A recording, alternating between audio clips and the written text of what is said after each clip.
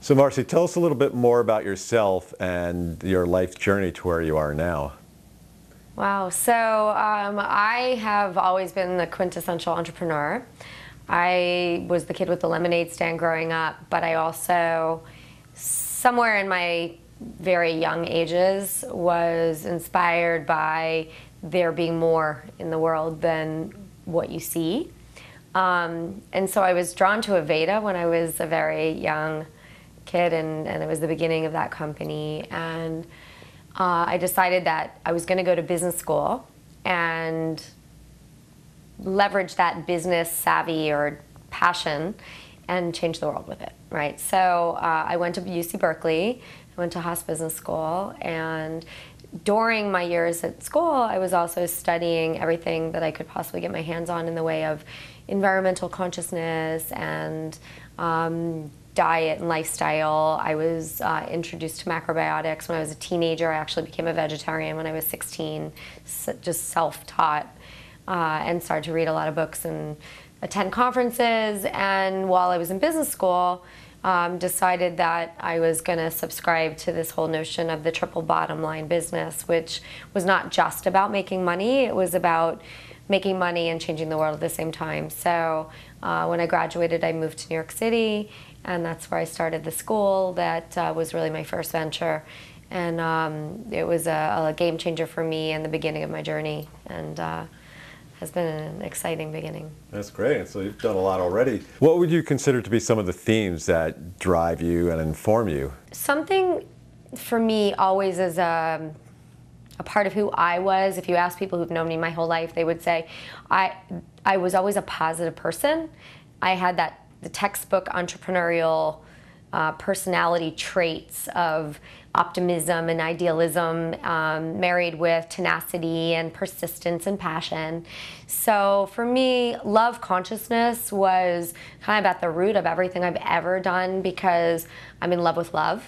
So the idea of, and my favorite quote is Khalil Gibran's quote from the Prophet, work is love made visible, right? So if you love your work, it's not work, it's love. So for me, I think there was, at the core of everything I've ever done, this commitment to it being just an extension of love. So I would say that's kind of probably the most important key to my work, and that just fuels everything that I do. And then as an extension of that, this concept of universal consciousness, this idea that we're all connected, interconnection, we're all part of an ecosystem that depends on each other. And I think that just, again, an early get of that was part of another pillar for me of everything that I do is about serving others, because serving others is really serving myself.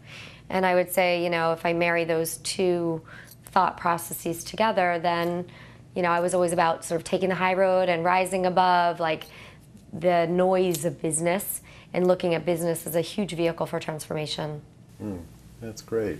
So I was going to ask you what motivates you to do what you do, but you answered it talking about love consciousness and serving. Do you think business has the ability to drive transformation and grow awareness? So I would say, my mantra as a businesswoman has been sort of a fusion of inspiration, collaboration, so figuring out how we can create 1 + 1 = 10 types of models, education, which is the root of all change, and innovation, thinking out of the box. How do I take new ideas and shift paradigms and demonstrate that the model that preceded, I think, this movement has always been this or that, right? If you want to be environmentally and socially responsible, it's at the expense of something else. In food, maybe it was at the expense of taste. In fashion, at the expense of style. But, the deeper you dive into this world, you realize that those worlds are not mutually exclusive. You can actually have great tasting food that's healthy. You can have great tasting fashion or great styled fashion that's changing the world, that's good for the planet. And that, if you, again, think out of the box and you shift the paradigms, then the whole new model is about no compromise. It's not about having to choose between doing good and getting your basic needs met. It's about both, right? So for me, it was like, if you're not a part of the solution, you're part of the problem. And you can't change the issues that we have today with the same thinking that created those issues, be it pollution, be it exploitation, be it, you know, health deterioration, whatever it is. We have to be more innovative and more creative in terms of thinking about how to create a more sustainable world in existence. So that's great. So that basically, you don't have to talk about love conscious if you don't want to that stereotypical business person, as much as just show by what you've done. That's what it is. So you've done it by action. Yeah, it's walking the talk. It's talking the walk. It's not about, you know, saying what could be done. It's about, you know, my mantra has always been not if, but how. You know, when people say like it can't be done, I don't understand that vocabulary. For me, it's about how do we do it? Because where there's a will, there's a way. We create our own reality, right? So, you know, it's about thinking about how do we take something that we want and making it, you know, within reach, but done in a different way, so that we're not destroying, but we're building. We're not depleting, but we're creating positive and sustainable solutions. And that's what organic agriculture is about. I mean, that's why I've been such a passionate consumer and business person within the organic movement from the beginning, really. Who are some of your biggest influences? So when I was 15, 16 years old, my girlfriend gave me a book called Living in the Light by Shakti Gawain. I don't know if you're familiar with that book. Yeah. And it was really inspiring to me. That book was game-changing. It was, I had this epiphany that we are beyond what we see. And I was inspired by Aveda that, you know, that business can be a catalyst for change, and that you can have great products that are good for the planet and good for people. So taking kind of what I learned from my friend Surya, who gave me that book, married with my very dear friend Horst Rackelbacher, who's the founder of Aveda. I think they were two of my greatest mentors in starting my own personal journey. And then once I became a mother, that became for me just sort of that additional catalyst that, wow, you know, in the name of Native American wisdom, right, we don't inherit the land from our ancestors, we borrow it from our children. And that when we have children, we have a responsibility to leave this world as good, if not better, than the way we found it. And that's not the way things are going. So, you know, every day that I would look in my children's eyes, and, you know, I would feel a very deep sense of responsibility to make sure that everything that I was doing was part of creating a better world for them. So I would say that to this day, they continue to inspire me in that way. That's great. As your career progressed, in your earlier days, you started a Macrobiotics Center in New York City, Gulliver's Living and Learning Center. What got you personally interested in macrobiotics? So like many people, when they start eating healthier, there's so many different dietary modalities out there, and you have to weed through them to understand which ones of those are actually healthy, right? Because the idea of becoming a vegetarian doesn't necessarily mean that you're healthier, right? In fact, on the contrary, sometimes people migrate or gravitate to foods that the American consumer might perceive to be healthier because they're, you know, there's no fat in them or no calories, and they don't necessarily understand that what replaces that fat and those calories are chemicals, right? So that food might be vegetarian, but it might be, you know, poisoning your system at the same time. So I think just through my own personal journey, as I started to experiment with different, you know, health modalities, I found the ones that kept me in a more balanced state versus the ones where I was constantly getting sick. And I just became very conscious of how I was feeling based on what I was taking in my body. And a friend of mine gave me Georgia Sawa's books and Michio Kushi's books, and this actually the same friend Surya who gave me Living in the Light. She's been an amazing role model, mentor, and close friend of mine from the beginning, in my teens. And she started cooking for me.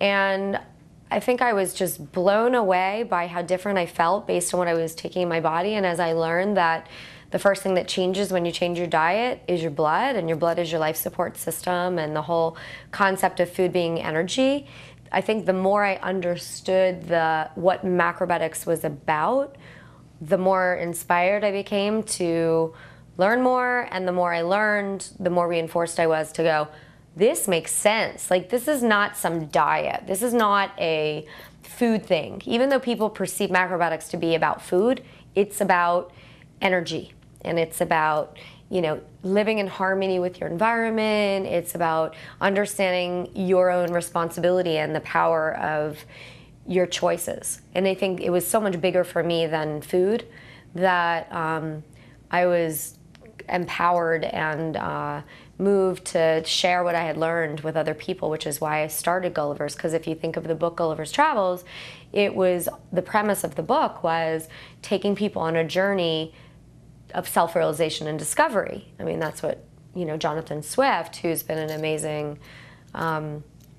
inspiration as well. I mean, in fact, one of my favorite quotes is from Jonathan Swift: "Vision is the art of seeing things invisible."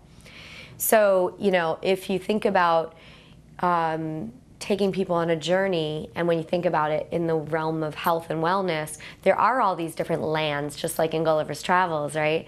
So we had a cafe in Gulliver's called Lilliput Cafe, and we had all these different sort of pieces in the puzzle, and that each step of the way, I realized that it is a journey, because the minute you plant a seed into a human being of consciousness, transformation, and thinking, and it may start with food, and oftentimes it does, there's inevitably a next step. There's inevitably a thought process that says, I've planted the seed, what's next, what more? How do I cultivate it and go beyond this starting point? So it was, for me, Gulliver's was an incredible springboard into everything else I've done through my career. What do you think the world has to learn from macrobiotics?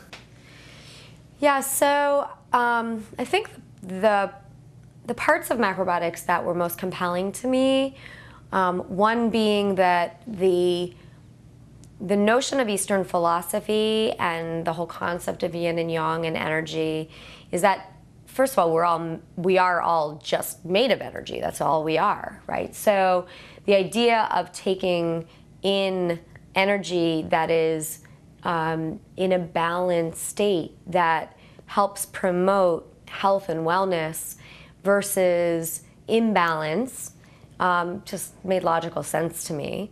And I think a lot of people, again, sort of have a misconception of what macrobiotics is about. They think it's about some, very stringent brown rice diet that's meant for people with cancer or whatnot. But if you think about it in the realm of energy, you wouldn't put, and I'm sure you've heard this, you wouldn't put diesel in a car that takes unleaded. And yet people are putting a lot of really broken, toxic foods in their body and then wondering why they get sick, right? So when you think about the idea that macrobiotics isn't about a diet, it's about a lifestyle, it's about a conscious way of thinking, it's about understanding how energy, depending on what you do for a living, depending on if you're a male or female, if you're a mother, parent, or single, depending on where you live, your climate, all of those outside influences play a role in your own personal state of well-being. And then how do you understand food within that, and how do you understand how to be in control of your own state of being and your state of wellness? So I think that was really moving to me, and understanding how to share what I had learned with others was kind of why I was so passionate about the school and creating community.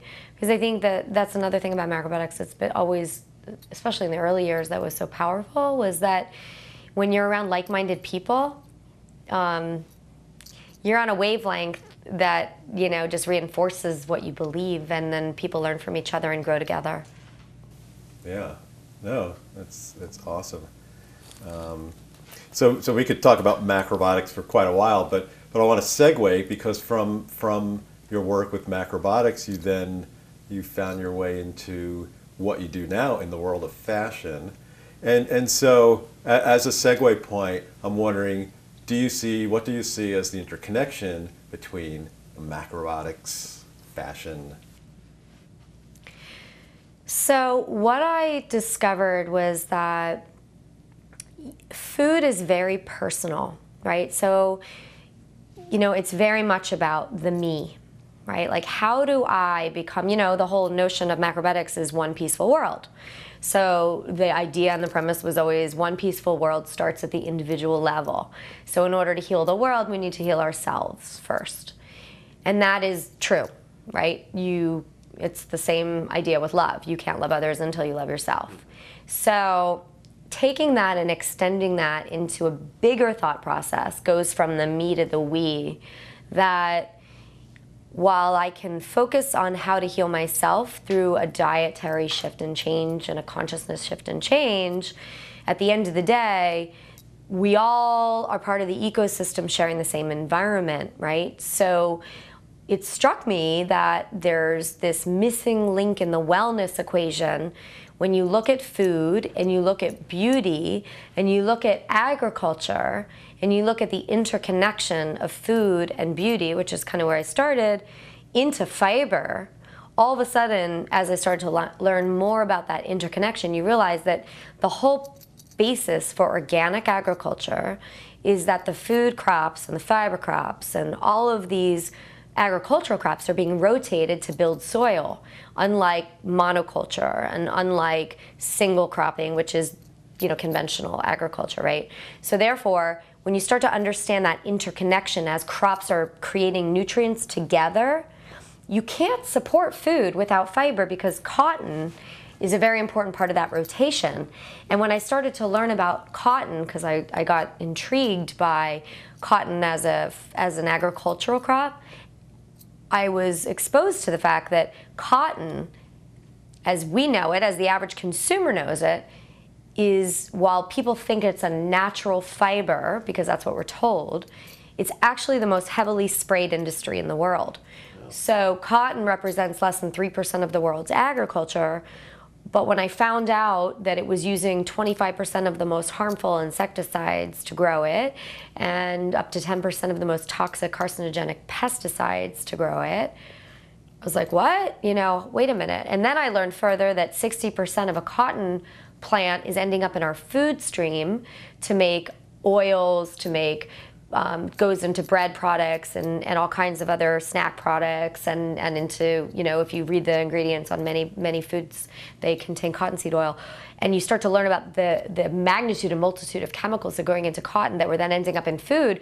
You start going, whoa, those worlds are actually connected.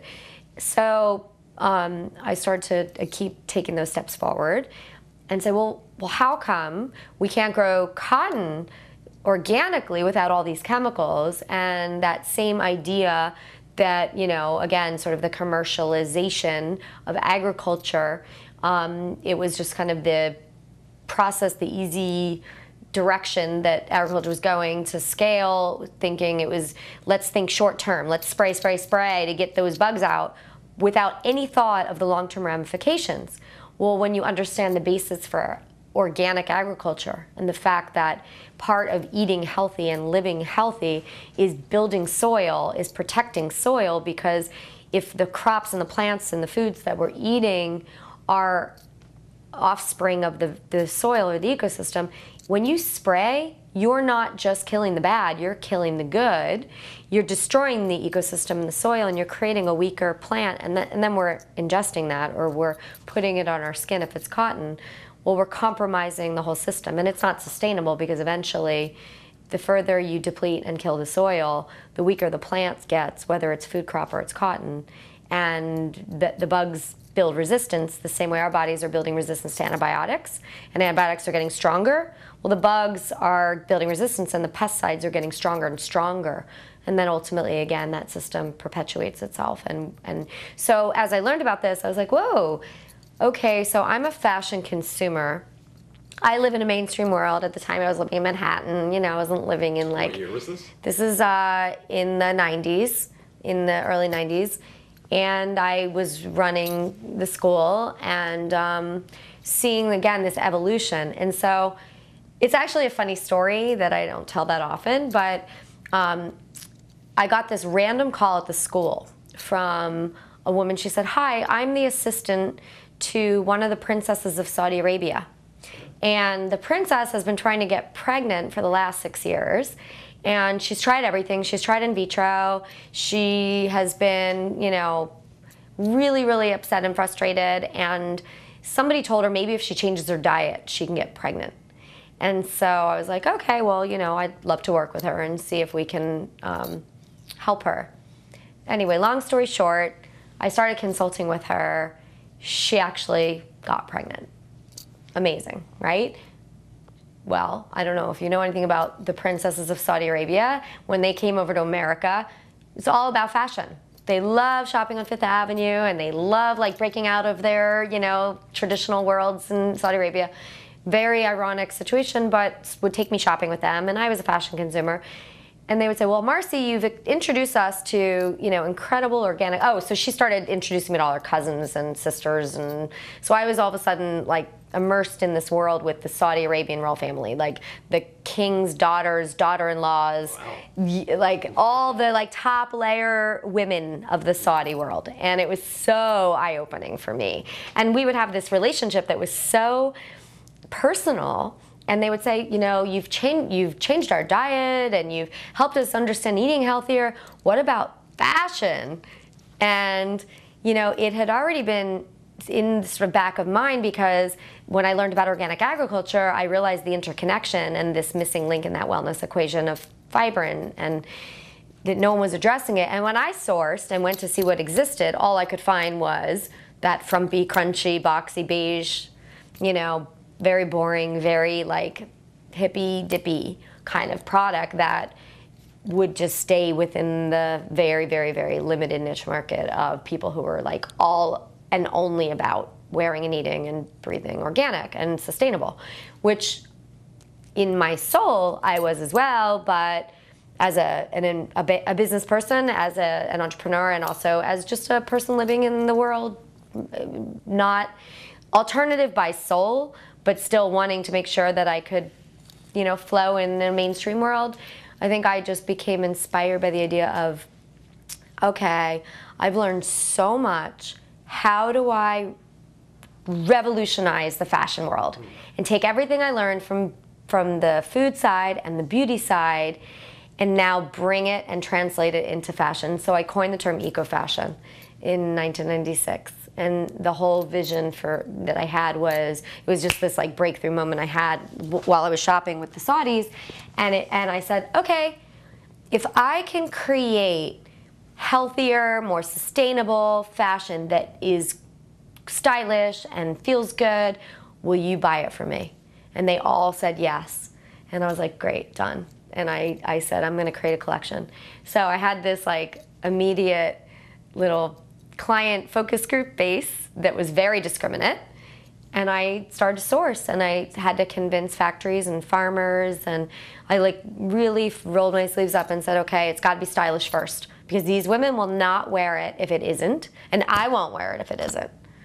And that became the beginning of a very exciting long journey. Back in the 90s, the US was the largest grower of organic cotton in the world. Oh.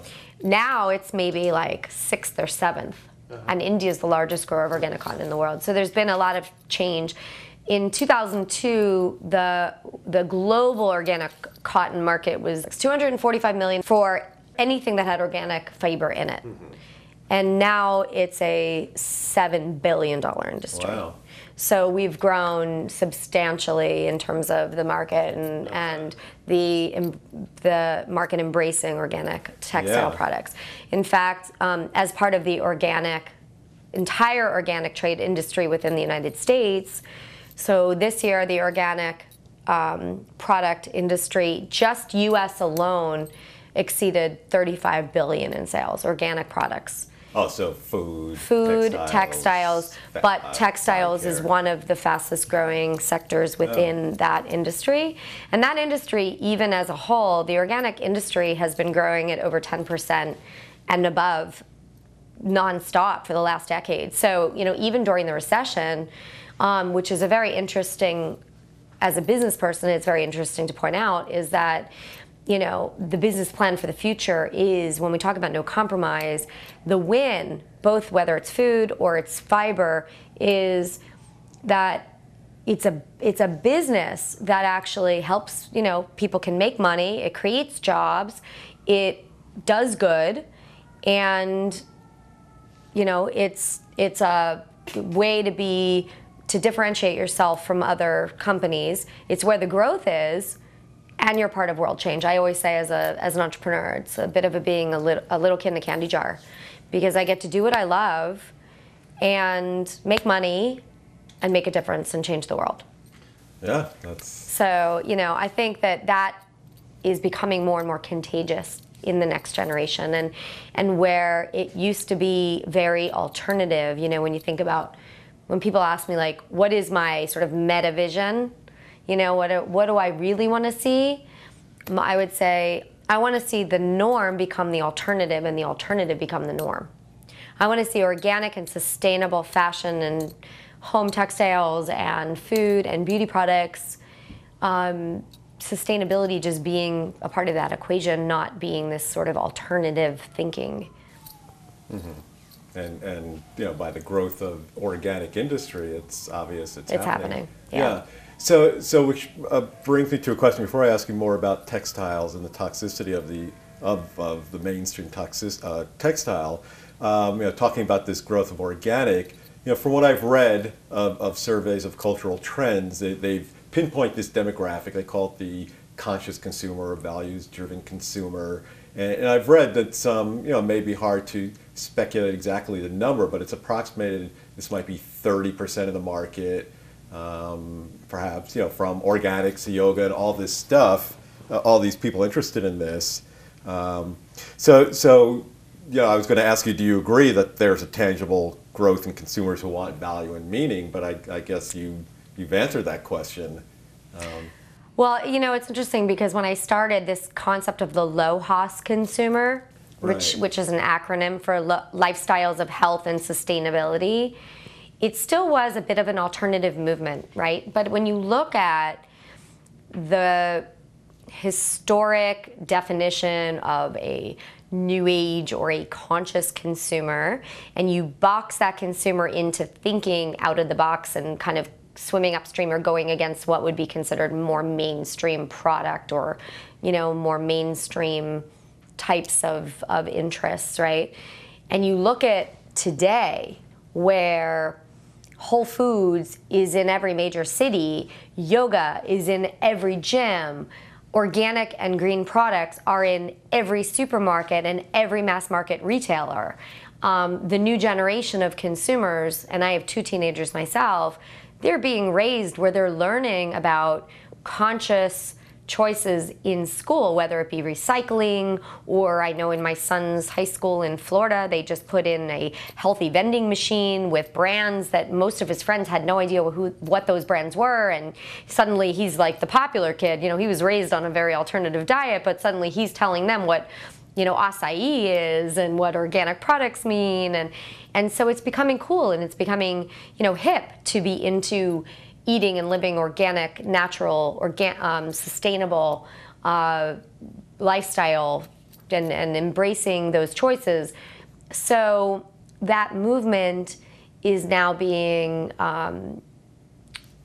it's being propelled by that younger generation, that what we call the millennial.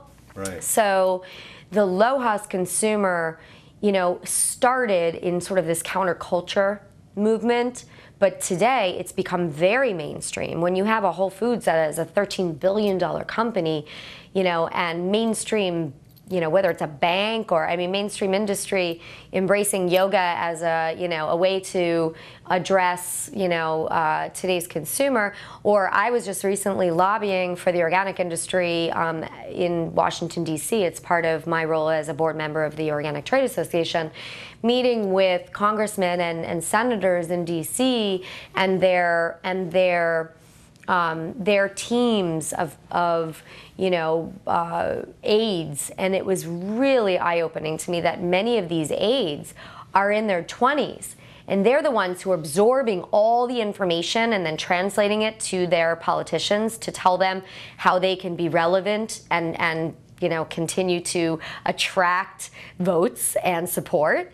And so they're saying, hey, this organic thing, this is the way to reach the next generation. It's a bipartisan, issue. It's about health. It's something that the younger generation gets. And you're not going to alienate based on, party, because it's about doing good in the world. And so it's really interesting to see politicians who maybe thought it was a liberal movement all of a sudden look at it differently and say, hey, right, I'm buying organic food. I might not admit it, but I'm buying it. I mean, 80-something% of the American public today is buying some amount of organic food, whether it be at farmers markets or in their supermarket or at Whole Foods or Trader Joe's. It's out there. So it's happening slowly but surely, but that domino effect is going on, and people are getting exposed to thinking differently, and whether it be through food or it be through fiber, or it be through beauty products, people are getting transformed. And that seed, as I spoke to earlier, as you cultivate it, it's like planting a garden. Eventually it will bud and it will harvest, and a change will happen, and that's what's going on. So. Yeah, so it brings to mind two things for me. One, a good tagline for the Organic Trade Association could be organic. It's American as apple pie. Yeah, well, it's so it's because people are gotten away from it's just pie. some countercultural fringe thing. It's what's American is apple pie. Yeah. And the second thing it brings to mind is what you were saying about this growth, and as the seeds get planted, reminds me of a saying from Macrobiotics of 1 grain, 10,000 grains, that keep watching these seeds get planted, and they just keep sprouting, and then they let the seeds down, and they just keep going. And I think it's real. I quoted 30% of that conscious consumer, but I think whatever the number is, it's growing. Oh, yeah. You've seen the exponential growth, and it's really, I believe, the hope of the future. Yeah. And I think the hope of the future is the future is now, and we're seeing it. Mm-hmm. And I think as long as we keep letting that flourish.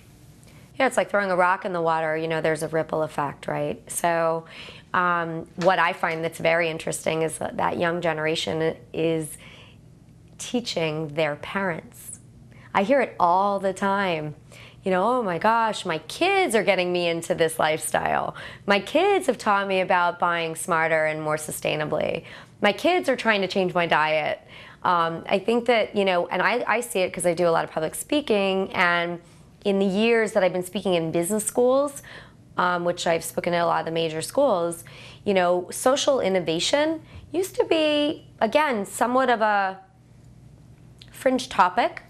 Today, it's an entire track at every good business school, and a hot track. The entrepreneurs of the future, they want to be engaged around experience and collaboration, which by default are consistent with what the whole health, wellness, consciousness movement is about, which is about thinking about how we all can co-create and how we can be a part of something bigger and how we can be thinking out of the box. And all of those, there's this synchronicity around social innovation being the solution to, changing past thinking, married with the fact that there's a shift in popular culture where all of these kids have been so disillusioned by political and economic collapse, by all of the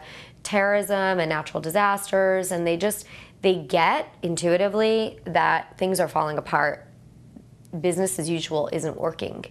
And therefore, what can we do to help our own future to be more, sustainable. And so it's just sort of this, it's not a coincidence, it's a get that now they're infusing into their culture.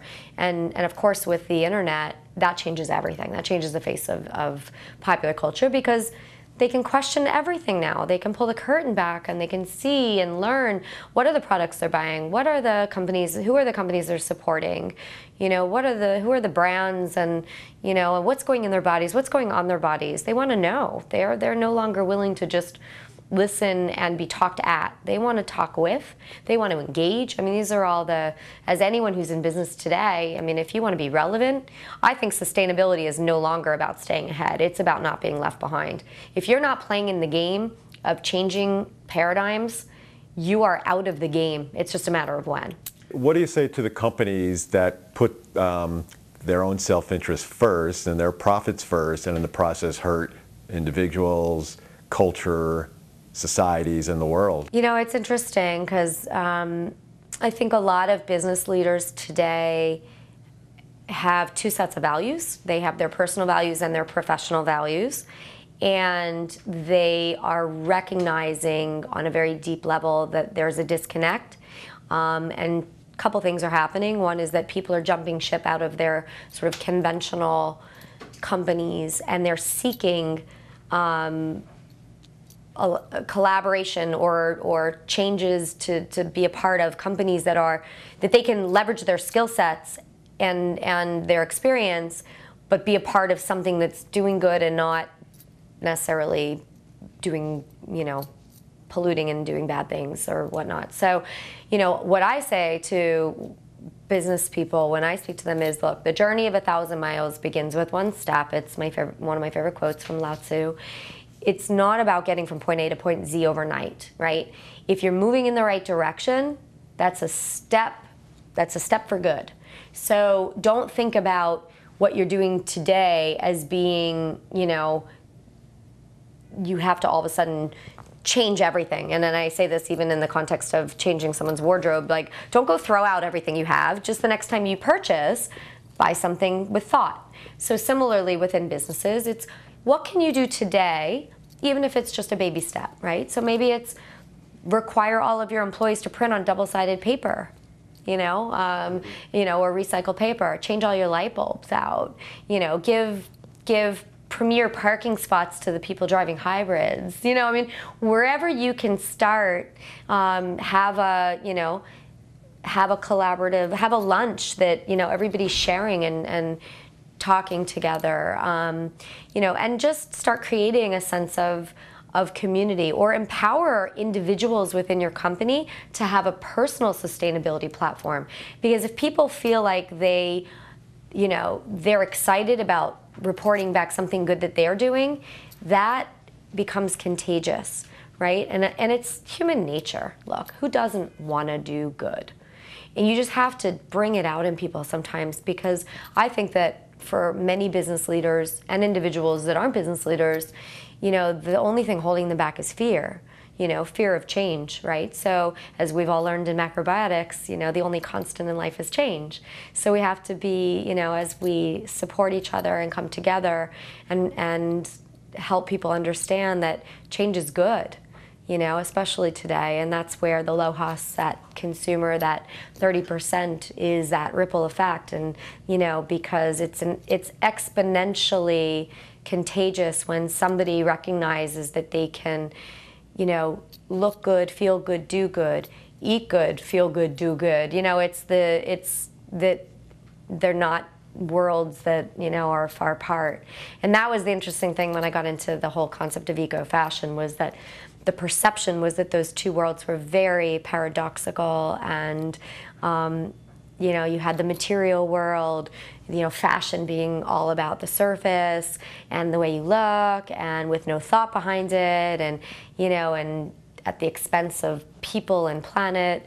Whereas the whole ecology and humanitarian movement and macrobiotics and all of these sort of more spiritual movements were about doing good in one peaceful world and consciousness. And how do those two worlds that seem so dichotomous coexist? Well, there was prejudice that to be mindful and conscious, you had to dress like a hippie, and to be fashionable, you had to kind of, diss that hippie movement. So those prejudices really were just perception, because they're not real. Because the minute you say to someone, hey, you can actually still be stylish and do good in the world, they're like, oh, really? So tell me more. And the minute you say to somebody who's really conscious and mindful, you don't have to look crunchy. You can still be super thoughtful and mindful, and you can actually, through voting with your dollars, change the world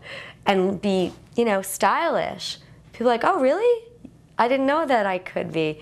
So, my sort of crazy challenge as an entrepreneur, which I always love a great challenge, was to bridge those worlds and bring it together, which is where the idea for ECOfashion came in, was this fusion of two worlds and bringing them together. One thing that I often reflect on is the fact that all this talk about saving the planet really is about saving ourselves, really, because the planet is 13.5 billion years old, right? And it's demonstrated to us, albeit our arrogance and our ignorance seem to think otherwise, that it's a lot more powerful than we are. And all these natural disasters that we're now experiencing and that are escalating are waking people up to the fact that, we can make a difference, because the contribution that we're making to pollution and ultimately to climate change is creating this,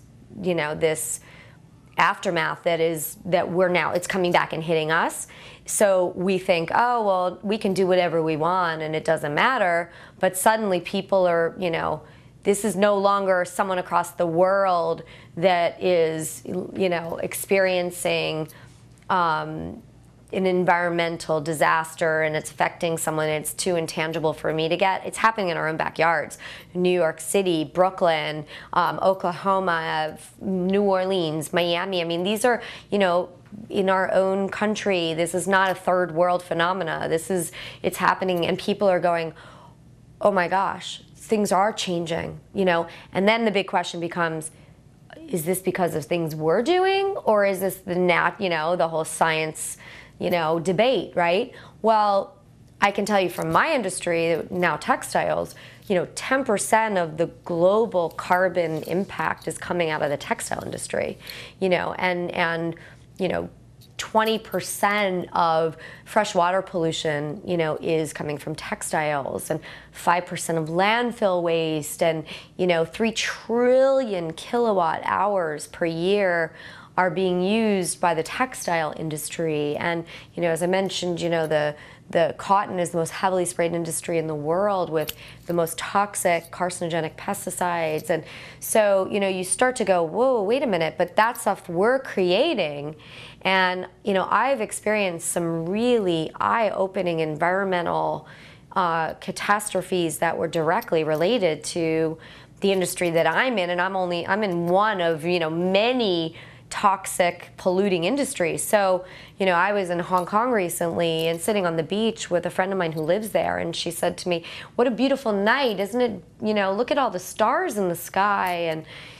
And I looked up, and there were, maybe 3 or 4 stars that I could actually make out. And I said, okay, well, I had just come from Oregon where there were like thousands of stars in the sky. And I said, it's pretty.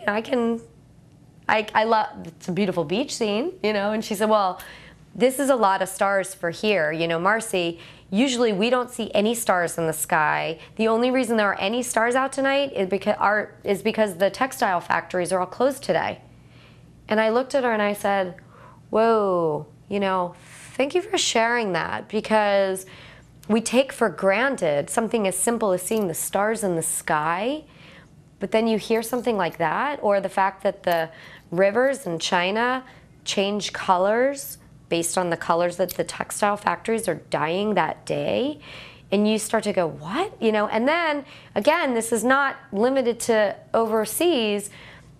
You start to hear the stories in our own backyard of, a dear friend of mine in Texas lost her husband a couple years ago to brain cancer. He's a cotton farmer, And when she was going through the treatment with him, they learned that every week a cotton farmer in her community is being diagnosed with that same cancer.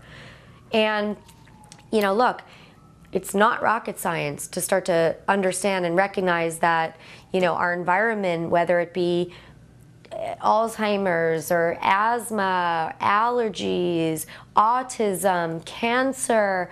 I mean, we're affecting our species by virtue of the toxins.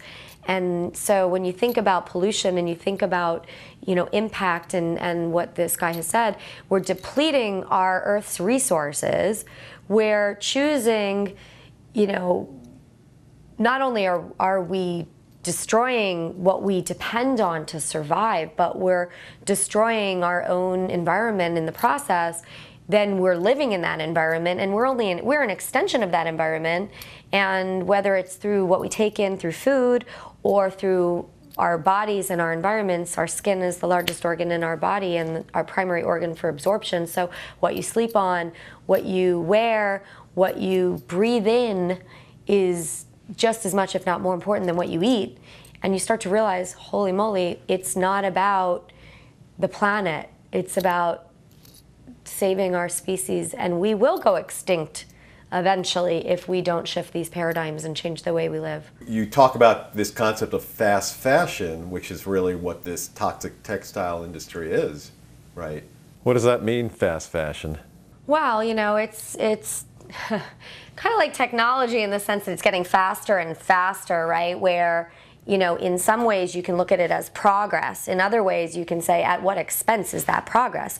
So, you know, consumers may go, wow, now I can buy every 4 to 6 weeks a new outfit, but that thirst or that desire for more, cheaper, faster is at the expense of something else. So who's suffering? Well, the farmers, the factory workers, as prices are crammed down, people across the world that are part of our human ecosystem are not even able to sustain their livelihoods anymore because, you know, people in this country especially, they think their clothing grows in their department store or their fast fashion outlet.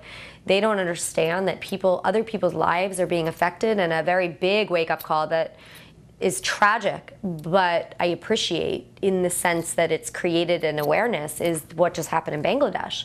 You know, 1,200 people lost their lives in a single moment because nobody was thinking about their, you know, their livelihoods and their safety. And, you know, I mean, to think about the pressure that these people across the world feel to make $1 a day, I mean, $37 a month. You know, what just happened in Bangladesh is so tragic that, you know, all of these people that are basically modern day slavery to make the products that we're buying across the world, with today's consumer in America thinking that their clothing is growing in their fast fashion outlet or their department store, not understanding the impacts and the relationship between what they're buying and other people's lives being affected and being so disconnected from that.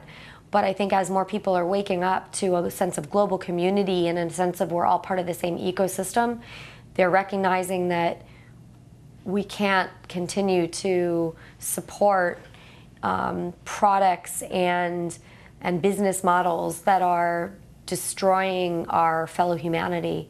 It doesn't make sense. It's you have to be pretty disconnected to be, you know, to not understand that. And so I think when we do see tragedy, you know, again, law of the universe, right? Where there's a large front, there's a large back. So sometimes the greatest tragedies that we've experienced, whether it be through the environment or social justice catastrophes, are some of our greatest wake-up calls. And that's where, you know, whether it's personal health or it's global health, I think people are becoming much more aware. To have the greatest impact and really help people understand what's going on, a film is an incredibly powerful vehicle for that. So the film, which we're still playing with the title right now, it's Thread. It's morphed into Beauty and the Beast, because this whole notion that beauty has always been inspired by nature, and that really, you know, was the sort of the essence of fashion, really. I mean, kind of wearing nature, feeling a part of it and connected to it, but it sort of got so out of control where now fashion has become about pollution and about degradation and exploitation, and it's the beast, right? So we need to bring it full circle back to beauty. And so the film really is telling that story and leveraging the power of fashion, which has a lot of cachet, and consumers being so like moved and wanting to be part of the fashion world, but pulling the curtain back and unveiling what those human and environmental impacts really are, to make people think that what they're buying and what they're wearing and the choices that they're making can actually make a huge difference in their own world that they live in, you know, their children's futures, the environment, human health, our global community, and our own personal health. Because if you ask people today, I mean, I ask all the time, raise your hand if you have asthma or allergies, and I'm always blown away by, you know, the rise of that, the number of hands that are going up year after year. Close to half the population now raises their hand to that. Yes, you know, I'm walking around and I don't know why, and yet, you know, again, you pull the curtain back and you look at the amount of chemicals that we're wearing and using and eating and buying and absorbing, and it's pretty clear why. Because you already understood food, and then you saw the connection food, as you explained, lifestyle, clothing, you know, all the threads, and you've worked over the years at building this company based on sustainability. And one of the things you talk about in building your company and this Portico brand group that you're part of is the 5 Ps. So what are these 5 Ps, and are they something that any company can have as a mantra for existence? Absolutely. So the 5 Ps are people, planet, profit, passion, and purpose. And I've always said that those elements are the DNA of anything that I get involved in, because you know, when you think about cost, and a lot of businesses think about cost only in the context of profit, they're really not weighing or evaluating what the true costs are. And the true costs are, you know, the cost to the planet and the cost to people in health and wellness. So add to that the fact that, you know, on this triple bottom line model, which triple bottom line is people, planet, profit, passion and purpose are, you know, just extensions of that, sort of that fuel that's redefining what good business is.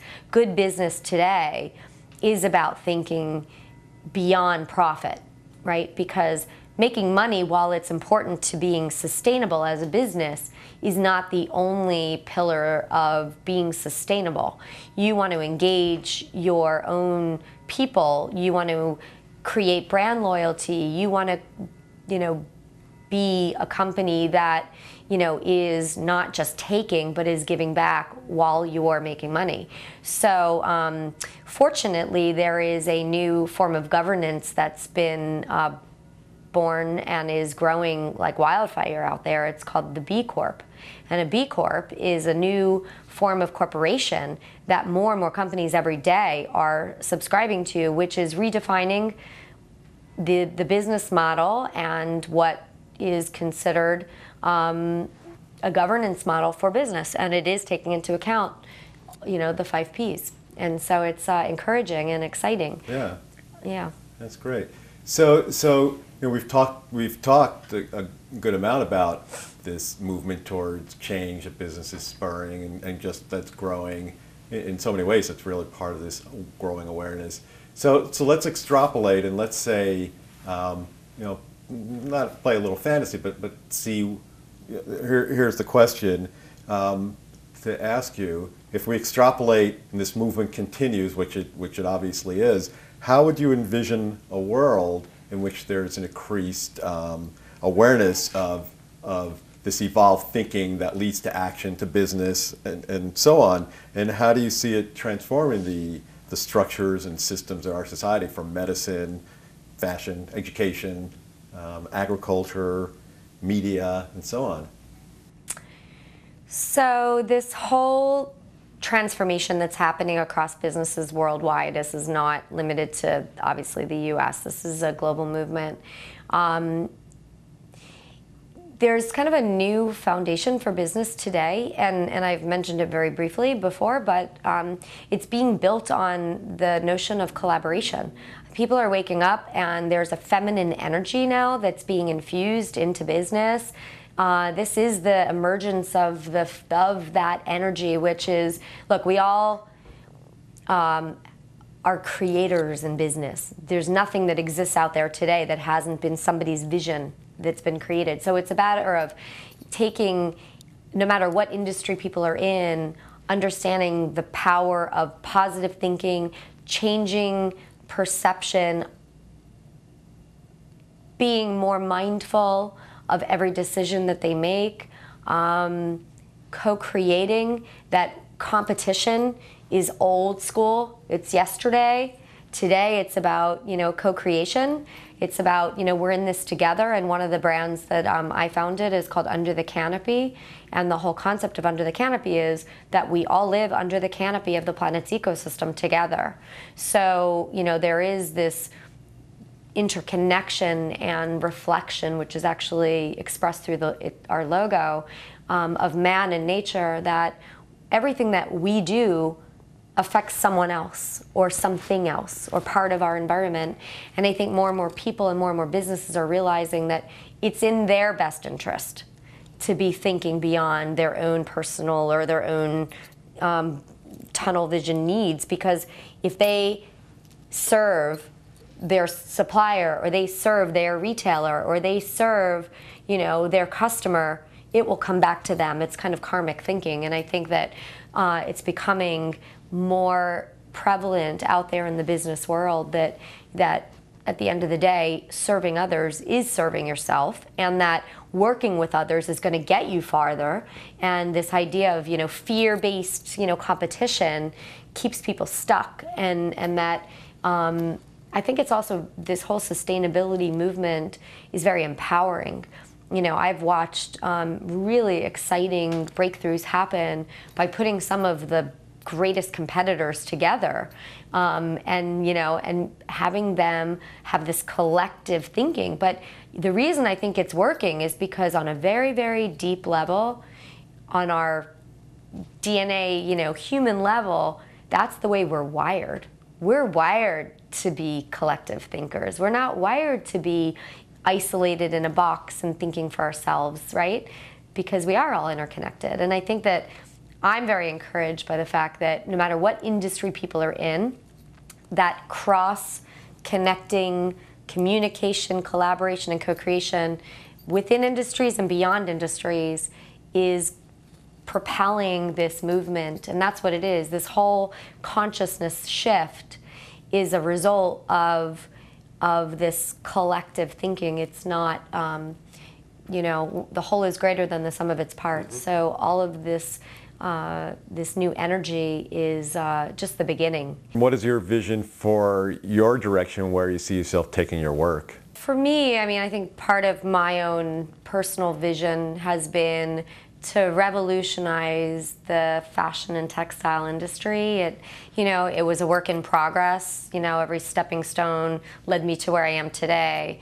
And I've realized I've kind of taken on a pretty big industry, but one that absolutely unequivocally needs change. It's the most polluting industry in the world.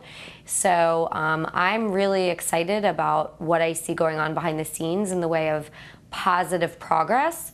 And as a thought leader and trying to keep my finger on the pulse of what's happening, being an innovator and making sure that I can be a dot connector, because I think that one of the hardest parts of moving anything forward are when people are operating in silos. And even within some of the greatest companies in this country, I've had somewhat of a more holistic look on their operations by virtue of going in and trying to do good and affect change within those organizations, and working with different divisions of a company, where I realize that the reason they're stuck is they're not communicating, right? So you might have the sustainability person and the product development people and the design people and the sourcing people and the marketing people all operating in their own, with their own goals and their own strategies, but not cross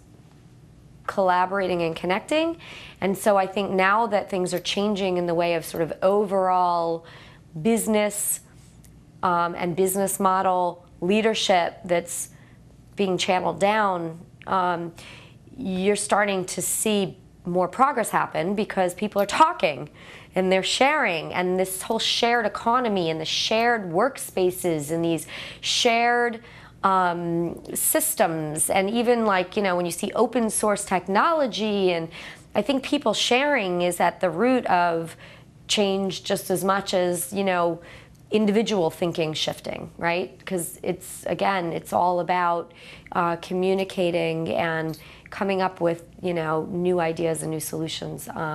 So for me, you know, I am very committed to serving as a role model and an educator and an innovator and a driver of change, a change maker, and that's, you know, through just education and connecting dots. I serve on a lot of boards, and the film and the businesses I'm driving, and leveraging 2 decades plus worth of being in the trenches and in affecting change, and taking that into, planting that into lots of different things now instead of just being focused on a single direction.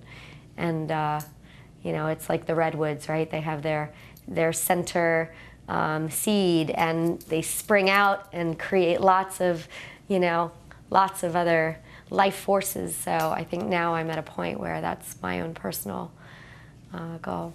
So it goes back to the earlier statement you made about love consciousness, something that motivates you, because that really is what you're doing. The biggest challenge I think that humans have is when we get too much in our heads and we get out of our hearts.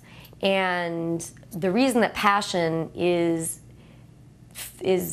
kind of the essence of all good entrepreneurs, because it starts there. If you don't have love of something, some idea, some goal that's propelling you, it won't happen, because you're going to have to ride a lot of really, really bumpy roads and painful ones to get where you want to go, and if you don't have that love, right? So I think that, you know, recognizing that our gut is the lifeline to our truth, and understanding that love comes from the gut and the soul and the heart. It's not from the head. It's much, much, much deeper, because it's the energy source of all things, all beings, all life, and everything. So at the end of the day, the full circle here for me is, yeah, I mean, it's like water for chocolate. Everything that I do starts from love. And then if you can inspire people, not through preaching, but through walking your talk and teaching by example, whether it's as a parent or as a business leader or as a, you know, creator, it's all about inspiring and living your truth. And I always say when I'm speaking to anybody, whether it's at business conferences or consumer conferences, it all starts with the heart. And the best advice I can give to the next generation is follow your heart. 2013 is a game-changing year. We're a part of unbelievable change right now, where this whole idea of creating a new reality is right in the palm of our hands. People are waking up, people are inspiring each other, and therefore, and the feminine energy now, as I mentioned before, coming back to life. We've kind of crossed over a time where I think negativity prevailed, but I think that all of the new awakenings are part of sort of this positive energy shift, where I think now we're at the beginning of an incredible and exciting time to be alive as a species, as humanity, that we're, you know, we have the power to transform and evolve and expand our consciousness and understand that interconnection that we've been speaking about, and ultimately save, you know, and build for the future in a way that I don't think people necessarily got in the last generation. I think now is, you know, is a really, I'm very optimistic about where we're going. Yeah. And how do you see getting more people to get there? I think that, you know, again, I think at the very essence of who we are,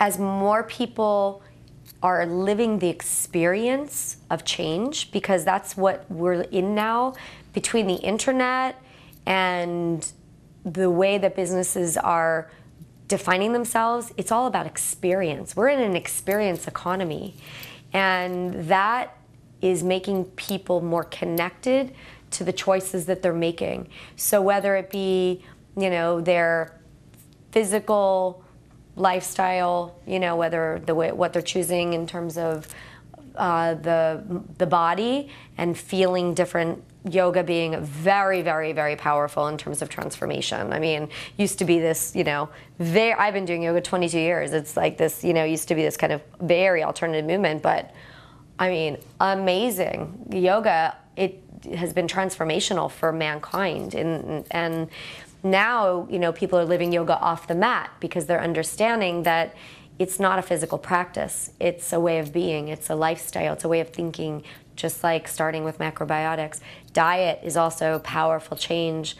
And the accessibility and the authenticity and the affordability of these new ways of being and thinking and in these new experiences are bringing people into this new way. And it's, you know, again, it's like the ripple effect. It's the more people that join the movement of change, the more champions are out there inspiring others to join the movement. And I think that the only reason people aren't part of this shift is they haven't yet been exposed. But once they are, you don't go back. It's a one-way street. Once your eyes and your mind is open, it's a consciousness evolution. And how did you make that shift? Because it happened at a young age. Yeah, very young. I mean, for me, it was very intuitive. I think that, you know, having been exposed at a very young age, it resonated for me, the idea of thinking beyond what you see, right? And so energetic. It was very energetic for me. I'm very sensitive to energy, and I think part of that is just my nature having been, it was very intuitive. You know, look, anybody can pick up a paintbrush, but not everyone can translate it onto a canvas. I think that everybody's in a different place in terms of their frequency and where they are, what wavelength. And if you believe in, you know, the energy never dies. It comes back in different shapes and forms, right? So we continue to evolve, and that whole, you know, again, sort of that quantum evolution of, you know, understanding that we are constantly on an evolutionary process. So I think that some people everyone's on a different frequency, and I think for me, very young, the minute that the spark ignited for me, it just was like yes, and it's been a calling for me on a very deep level to be a part of world change. Yeah, and I still think I'm just at the beginning. Yeah, and so if you had to list like bullet points in terms of what tools you could recommend for people to get there, you mentioned yoga, diet, other bullet points. I think that when people get exposed to being a part of the global community, it's eye-opening. I think when people are sheltered and they don't understand that there's so much more beyond what they see. It's kind of like the ant only sees a two-dimensional existence. They only see in front of them and turn around behind them. They don't know there's a whole world above them. I think that the more people get out there and make choices that open their minds and their eyes, and it's a natural process to want to grow and learn. I think that when people are stuck, it's because they haven't seen what else there is. And so I think yoga is a great catalyst and tool because it is an understanding of balance. It's an understanding of integration of mind, body, and soul, which is the essence of our beings. And I think food is an empowering tool because it helps you understand your own ability to shift because it's changing your own energy. And then I think staying connected to others is, community and love is really the most powerful choice we can make. Yeah, that's great.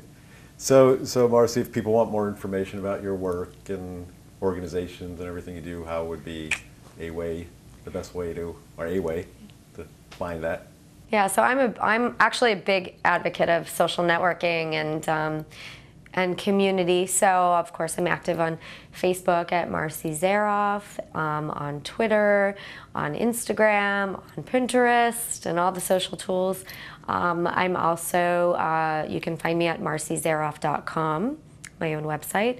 And then for my companies, porticobrandgroup.com, threaddocumentary.com, and I love to mentor and serve and support people, so I am always open to being reached out to.